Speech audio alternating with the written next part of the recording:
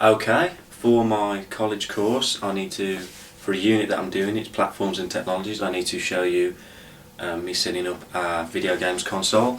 I'm going to show setting up the Sega Dreamcast. A few facts about the Sega Dreamcast: it has sold 10.5 million units worldwide. It originally was released in 1999 and it stopped production in about 2001 due to the success of the PlayStation 2 and I think the announcement of the GameCube as well. The most successful game on the console was the Sonic Adventure, which was, I think it sold 2.5 million copies. And it also, even though it wasn't that successful, the Sega Dreamcast, it was very innovative. It introduced online gaming onto video games console, only via dial-up, which it was at the time. Games like Choo Choo Rocket, Phantasy Star Online had online play. Okay, so here we have the Sega Dreamcast. As we take a look down, we have 4 controller ports, which was different at the time opposed to its rival, which was the PlayStation 1 and then the PlayStation 2, which only had 2 and required you to buy a multi-tap. We have the power and the open opens very similar to the PlayStation 1. The power light to show you that it is actually on. We turn it round. Here we notice we have the AC in, which is the power cable, the AV out, which is the aerial, serial port, line port. Now that was for the Ethernet cable, which would allow you for online play via dial-up, of course.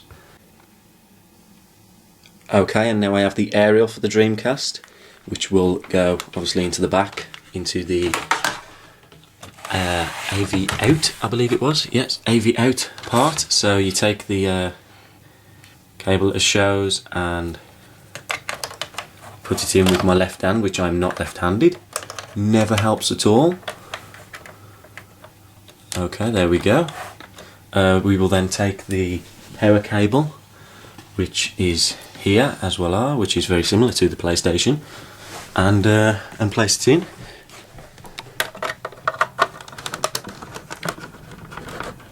Okay, and it's in, and then you will take the aerial and put it in the back of your TV. Okay, so you're taking the aerial and you're putting it in the back of the TV, like so. You then take the plug from your Dreamcast and place it in a spare plug socket, which is there. There we go, and it's in. And then once everything is attached, you can turn on the Dreamcast. Something of which I've noticed just as setting up the Dreamcast is the power cable is really short, so I've had to change it from on the top of my Xbox to here. And then, as you can see, the power light comes on to show that the power is actually reaching the console, and also a massively loud sound which brings excitement to Sega fans worldwide. Okay, so after turning on your Dreamcast, you must turn on your TV because obviously you can't see the video game to play it unless you're extremely talented and have memorised everything. The TV then hopefully comes on one day. Yep, and as you can see I'm on the wrong channel.